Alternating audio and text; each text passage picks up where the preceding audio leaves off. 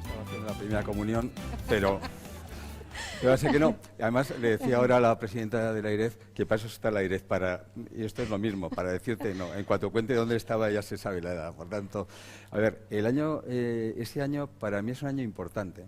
Y creo que es una etapa muy importante, y por eso también nace Intereconomía, ¿no? Es el año que a mí me nombran presidente de los jóvenes empresarios de España. Yo había generado y había creado la Asociación de Jóvenes Empresarios del País Vasco en un momento muy complicado, precisamente para lanzar lo que hoy en día planteamos permanentemente, que es la figura del empresario, de la empresa, el reconocimiento a la empresa. Bueno, pues eran años complicados y es cuando llega Aznar al gobierno. Es cuando se empieza a hablar de Maastricht, de estas cosas, que es el espacio donde España, lo decíais ahora, donde España empieza a hacer los deberes para ponerse en buen rumbo, y donde nos damos cuenta que Europa está ahí y que queremos ser Europa. Yo creo que es un tema importante. Hay otro elemento que yo creo que también es muy importante. Son los años donde la sociedad comienza a ganar al terrorismo. Yo creo que es otro de los elementos que plantearía. Son las dos leyes, o la ley fundamental de partidos, que yo creo que es donde se empieza de verdad a gestionar los temas, y es ese comienzo real del final, en este caso, de ETA, ¿no? Que yo creo que, por lo menos en mi caso como vasco, algo auténticamente importante. Son los años donde a mí me encargan y soy presidente de Intereconomía, porque esa es otra de los temas. O sea, que yo conozco bien el grupo, donde entro para intentar arreglar un momento complicado, y donde me doy cuenta que los periódicos no se leen por las noticias, se leen por los anuncios que hay. O sea, esas cosas aprendí en ese momento en el grupo, donde tuvimos la suerte, pues, de trasladar OTR a Europa Press, que sigue estando, donde vendimos a Juan Pablo Villanueva la Gaceta de los Negocios y la revista Dinero, que era la revista decana en España de economía, y donde Radio Intereconomía pues vino con su grupo, representado y liderado por Julio, y donde pues hicimos también el traspaso, y lo que fuimos capaces es de hacer una reconversión potente, y donde los medios de comunicación avanzaran. Y ahí hay un momento muy delicado, pero que muy importante en España, y yo era presidente en ese momento de Intereconomía, y es el secuestro y asesinato de Miguel Ángel Blanco, que toca en esa época, no exactamente 30 años, y donde realmente ahí se da el cambio social radical, que nos hace avanzar, insisto, en un cambio profundo en este país. Yo esta mañana contaba en la radio que llevamos 30 años contando y cantando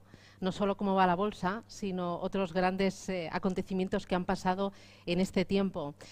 Las salidas a bolsa, las privatizaciones. Algunos de mis compañeros, los más jóvenes, me hablaban Argentaria, que era Argentaria, el BCH, pero hablábamos también, pues, de las .com, de Lehman Brothers, de Enron, de la muerte de Emilio Botín. Hablábamos también del cambio que ha sufrido toda la economía española, de la crisis del euro, del boom de las renovables, del momento ahora actual. Ahí la empresa española ha cambiado. O sea, yo me quedo sobre todo con la internacionalización y la globalización. Hemos sido capaces de conquistar el mundo entero y de exportar talento.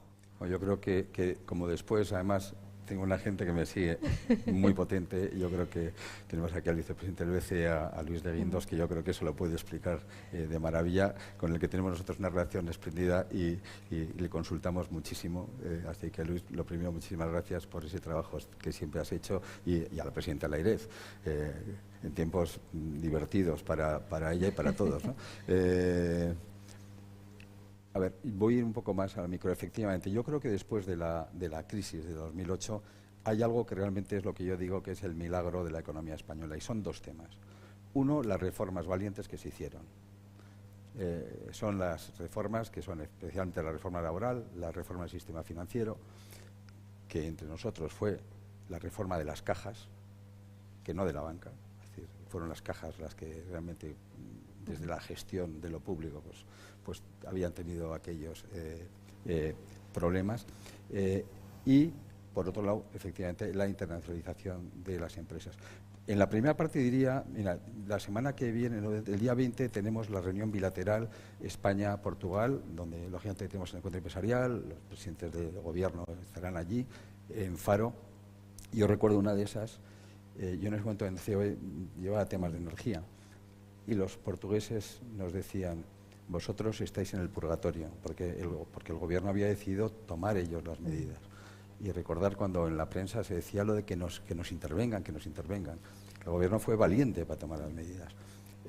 Ellos decían: nosotros en el infierno, porque fue la situación en la que...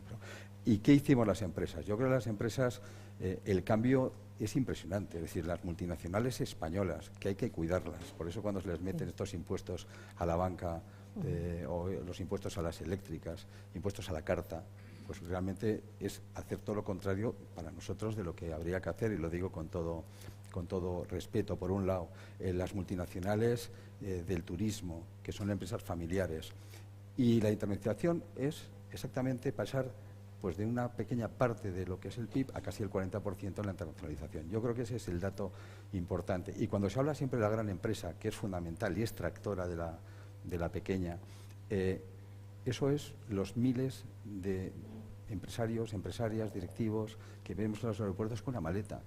Y la realidad es que en estos momentos, yo siempre pongo un ejemplo, en México, por ejemplo, hay 8.000 empresas españolas instaladas de forma permanente. O sea, a ver, que podríamos decir que son empresas mexicanas. Eso es España.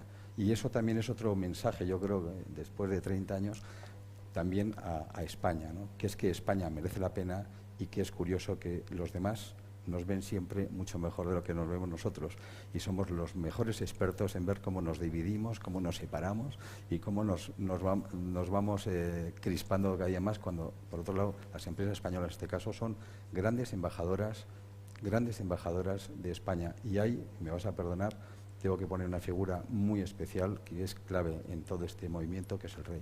O sea, la Casa Real, la corona, es fundamental en todo lo que son también nuestro servicio, en el sentido de las empresas, en los viajes que tenemos fuera, porque es otra dimensión poder ir con él. Bueno, antes de ponernos demasiado nostálgicos y anclarnos demasiado en el pasado, a mí me gustaría meter un poquito el ritmo de la radio para coger agilidad. Varias cositas que tengo ahí en el radar. Uno de ellos, negociación colectiva. ¿Cómo está siendo ahora y cómo es frente a hace 30 años? Muy rápido, a modo de titular, don Antonio. Bueno, la negociación colectiva siempre ha funcionado. La negociación colectiva, hay casi 4.500 convenios colectivos en España. Y eso es, yo siempre digo, es la mejor infraestructura que tiene un país, porque es lo que genera la paz social, y se ha demostrado en el tiempo. Y por eso yo soy un firme defensor de la Constitución española. Siempre me gusta lo que dice Felipe González, de que somos hijos de la democracia y no nietos de la guerra. Y la clave es esa negociación, ese diálogo social bipartito. Y eso ha funcionado, y hay que provocar que siga funcionando. Yo creo que es clave. ¿Pero hoy es más tenso que hace un tiempo? Pues sí, pero sí, porque nos tienen que dejar trabajar. Sí, porque no necesitamos que nos venga nadie a arreglarnos los temas, que los arreglamos nosotros. Las tendencias son las que son, y esas tendencias vienen en el tiempo.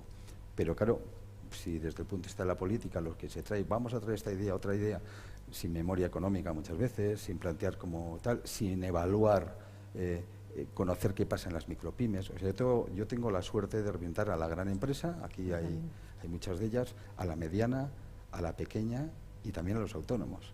Y entonces, claro, muchas veces se toman muchas medidas y no se está viendo la parte más vulnerable que se dice hoy en día, que son los pequeños bares, el comercio, etcétera. Y yo creo que eso consiste en oír a los sectores, oír cada caso especial, y hay en sitios donde se puede hacer, en otros donde no. Por ejemplo, en estos momentos, pues ahora se habla de jornadas semanales, cuando nosotros hablamos de horas anuales. Es decir, son cosas que a mí me sorprende que por lo menos que llamen y pregunten, ¿no? Claro, que llamen y pregunten. No estamos, porque dice que nos dejen trabajar. ¿Nos podemos permitir el lujo de trabajar menos horas a la semana para mantener nuestra productividad? Bueno, yo creo que directamente por sectores, dependen cuáles. Pues es verdad que hoy en día, y si vemos pues el propio informe de Draghi o lo que estamos viendo en las empresas, más innovación, que significa más inversión, lo que significa que los accionistas también tienen que ganar dinero, las compañías tienen que ganar dinero para hacer esas inversiones tan ingentes que se necesitan, también la transición verde, etcétera. Pues efectivamente más tecnología puede provocar esta historia. pero en un bar, pues hoy por hoy yo lo veo complicado, o en un comercio. Y yo tengo una teoría, lo digo porque yo creo que siempre hay que aprender de los demás. Vamos a ver, si la teoría es que a menos horas más productividad, ¿por qué no hacemos 20 horas? Yo propondría 20 horas. Está ¿no? provocando.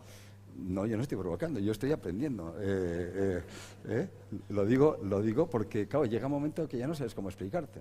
Es decir, la realidad es que depende por los sectores. Nosotros en el Instituto de Estudios Económicos, que anda por aquí, le he visto a Goyo, al director, tenemos en estos momentos un estudio donde en la gran empresa el crecimiento del empleo está siendo un 10% y en la pequeña el 0,10%. ¿Cómo solucionamos eso? Pues dejando que las empresas trabajen, que se nos escuche un poco, es decir, no sé, el ver cómo funciona un comercio de proximidad, cómo funciona un bar, un gimnasio, una peluquería. Yo creo que no hay que hacer, hay que ir ahí y verlo allí. Dejando que las empresas trabajen significa menos burocracia y menos impuestos. Bueno, menos, a ver, yo creo que el tema de los impuestos, que podríamos estar toda la mañana, pero es un tema de la eficiencia de los impuestos. Yo siempre digo que a mí los callos a la madrileña, me gustan más los callos a la vizcaína, pero los impuestos a la madrileña me parecen mucho más interesantes, es decir, que es, y se demuestra, es decir, más bases imponibles y menos tipos, y la realidad es que la economía sumergida en Madrid es menor, y la realidad es que la economía en los espacios donde vamos a decirlo, es más alta, es mayor. Y además hay otro tema que en el mundo empresarial hacemos. No solo hablamos de facturar, también estudiamos para ver cómo podemos gestionar mejor. Y es difícil ver cuando se está hablando de cómo se podría gestionar mejor el Estado. Yo no estoy diciendo que nos ahorremos nada en educación o en sanidad, pero ¿por qué no miramos también las cosas? Y lo digo de una forma totalmente tranquila. O sea, yo creo que son cosas que se podrían hacer, ¿no? Dos cositas más que ya nos vamos de tiempo y le voy a pedir brevedad. Yo tenía que preparar aquí absentismo laboral, retos de futuro, bueno. Pero me viene hoy la actualidad, y ya sabes que el alma de periodista pues me apremia. La última propuesta de la ministra Emma Saiz sobre la baja por enfermedad flexible. ¿Qué le parece al presidente de la patronal? Pues mira, te lo he comentado ahora abajo cuando entraba. Para empezar, me gusta cómo se ha planteado. Es decir, el Ministerio plantea un tema, llama a los agentes sociales y dice, vamos a verlo. Por tanto, para empezar, está abierta la mesa para que podamos explicarnos o ver primero por qué, de qué manera y tal, cada uno en su posición. Por tanto, no entiendo cuando alguien dice no, por definición, vamos a escuchar, ¿no? Que sería la primera. En segundo lugar, es algo que en ciertos espacios tiene sentido. Cuidado. Partiendo de la base primero de la voluntariedad, que sé que la ministra lo ha dicho, y dos, de los casos donde se pueda hacer. Pero es verdad que hay enfermedades donde el propio médico recomienda a la persona, en tratamientos de larga duración, etcétera, decir, oye, igual noto, pero podrías acomodarte de alguna manera. Si te das cuenta, en las bajas absolutas, la ministra de Trabajo, en cambio, ha dicho que las empresas tenemos la obligación de buscarle un sitio. Bueno, pues ¿por qué? O sea, entiéndeme, esa sería la primera. Pero voy a poner un ejemplo que se puede entender más. Sí, pero es que creo que es importante.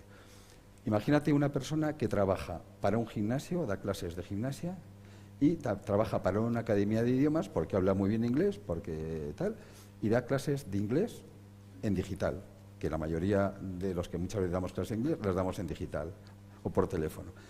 Y tiene un accidente en el pie. Pues esa persona no va a poder dar clases de gimnasia, es evidente. Pero, sin embargo, las clases de inglés en digital las va a poder dar. ¿Qué pasa? ¿Que no puede darlas porque está de baja? Bueno, ese sería un planteamiento flexible.